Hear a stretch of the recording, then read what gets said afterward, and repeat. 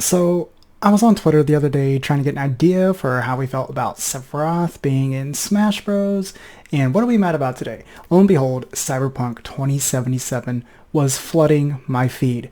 That's what we were mad about. This game received so many complaints about how broken, buggy, and just literally unplayable it is that Sony themselves decided to step off their throne and intervene by offering refunds to everyone who purchased the game digitally and taking it off the PSN store. And Microsoft is also offering refunds, but I don't think they took it down from their store. Someone correct me if I'm wrong, but you can still buy it on Xbox. Regardless, this is ridiculous. Now, I've been playing video games for quite a while, but I don't think I've ever seen a platform holder react quite like this. It might have happened before, but this is the only time I can think of it. I couldn't give you anything off the top of my head of when this happened in the past. Now, as someone that rarely pays $60 for video games nowadays, and I've got no skin in the game, I've been sitting on the sidelines watching this unfold. I'm the guy that waits for like the Game of the Year, Definitive, Ultimate, whatever kids are calling it these days, editions, when like the game comes out and it's all patched, it's got all the DLC, and it's like $40. That's when I scoop things up. I already have too many games in my backlog, and it's just hard to keep up with new releases like that. And I've seen releases of quite a few games that have been very suboptimal. So I like to wait. That's me. It's not everyone else. That's fine. So my initial thoughts of Cyberpunk 2077 was that it looked awesome. It looked amazing, but it also looked a little too good to be true. You know what I mean? You know what I mean? We've all seen those trailers. We all know what games I'm talking about. For me personally, it has some of the same red flags like I've seen in the past from stuff like No Man's Sky, Anthem, the Avengers game, and pretty much every Assassin's Creed trailer that has come out in like the past generation. So yeah, I was skeptical right out the gate. When my gut feeling says that there's a catch, hold on, I like to wait and see how it plays out. And unfortunately, it looks like a lot of you jumped the gun. A lot of you got it and were there day one, and you were there at the peak of the bugs, the glitches, and the crashes of Cyberpunk 2077. So now you're wondering, how could I have ignored all those red flags, and am I stupid for buying Cyberpunk 2077? I think in order to properly explain the answer to that question, we need to look at everything that has led us up to this moment we're at now, right? Lots of things going on. Sony and Microsoft offering full refunds, taken down from the PSN store, just the performance on consoles, the complete nosedive that CD Projekt Red stock has been taking, and as of the morning of this recording, they're potentially going to be sued by investors for straight up lying to people, more or less. Yeah, pretty wild. So there's a lot of things that had happened to get us here to this point. And for everyone out there that's saying that they're having a good experience, good time, blah, blah, blah, kind of a minority. I'm sorry. For people that are saying, oh, you should just get it on PC if you wanted the best version, I got two words for you. Arkham Knight. Remember that game? Remember how it launched on PC? Yeah, so there's no guarantee you're going to be getting the best version of a game regardless of what platform you get it on. You just don't know until the game is actually released. Anyways, back to Cyberpunk. It was announced in 2012. Just had like a teaser title trailer, and then it had another teaser trailer in 2013. And both of these came out before, let me repeat that, before PlayStation 4 and Xbox One released. Yeah, think about that. That's how long ago this thing was announced. Of course, it kind of went kind of silent for quite a while. And then a couple years ago, E3 2018 started picking back up. Trailers, gameplay, all this stuff. And it looked awesome. And the hype train just took off.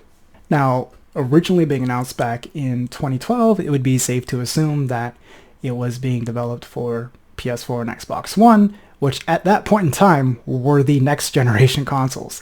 Yeah, that's how long ago it was. So that means it's been in development for quite some time. Normally a development cycle for AAA games, they're anywhere from 3 to 5 years on average. Obviously, some are more. I don't really think some are less these days. But yeah, that's definitely enough time to get a big game, open world game out on a system and have it running fairly decently. And keep this in mind, even with all this time, the game announced that long ago, the game in development for all, they're still making delays, which delays are fine. I encourage it if the end product comes out in a good state, which was not the case. They had the audacity to say that development was going along fine, to say that the games were running surprisingly well on PS4 and Xbox One. And most of us trusted them. After all, this is CD Projekt Red. These are one of the good guys within the gaming industry, right? Right? And this thing has been in development for 8 years that we know of, so they're not going to drop the ball on this. We'll fast forward to pretty recently, and then all of a sudden some real spooky things started happening here with the reviewers not being able to use their own footage of the game. They had to use CD Projekt Red's pre-recorded, pre-approved footage for any video reviews, which is, yeah, very odd, kind of questionable. But at that point, when the reviews are going out, the game is like a week, or normally less than a week from releasing. So unless you're like very up to date on the current news or state of gaming, as far as video games go, you're not going to get that information. And even if you do hear about all these things and you are up to date, you're probably thinking to yourself, well, CD Projekt Red, blah blah. It's probably just going to have like some choppy frame rates, maybe run a little suboptimally, maybe some minor funny glitches here and there. Maybe they don't want that out there. So you go ahead, you kind of ignore that red flag and go on to purchase the game, pre-order, get the game on launch day, all that good stuff. And let's be honest, if you're watching this video, you probably know how it's been playing out ever since then. When I first had the idea for this video, I wanted to say that some part of this disaster falls on the consumer's shoulders for not doing their due diligence and research. But when I took a step out of my own shoes and started looking at this from the viewpoint of someone who doesn't go to gaming websites on the daily and follow a butt ton of gamers on Twitter, I really couldn't find any fault in the consumer. Don't get me wrong, I do think that you should be doing a decent amount of research before you buy anything, for the most part. And of course, hindsight is 2020, but at the same time, you shouldn't have to do all that to find out whether or not a product is going to work as it was advertised. CD Projekt Red went out of their way multiple times to make sure that the game looked and played better than it actually did.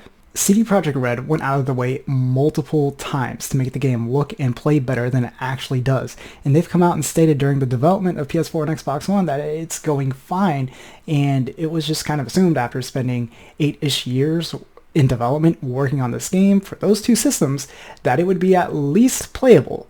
So none of this is on you. Unfortunately, we live in a time where a lot of people will blame victims. It's the gamer's fault for wanting it to be rushed. What did you expect from old hardware? Why don't you just build a gaming PC and play it there? Like, somehow you're the one to blame for CD Projekt Red not optimizing the game on a system that sold over 100 million units. Like, apparently that's an oversight on your part and not theirs. Yeah, and the solution to spend like $2,000 to $3,000 on a PC, like, who cares if we're in a pandemic and you don't have a job right now? Just build the PC. So if you're watching this and you feel dumb about buying the game, don't. As someone who's watched everything from the sidelines and was smart enough to not buy into the hype, I do not think you're stupid for buying Cyberpunk 2077. This whole situation says a lot more about CD Projekt Red than it does about you. Anyways, Thanks for watching, and go get that refund.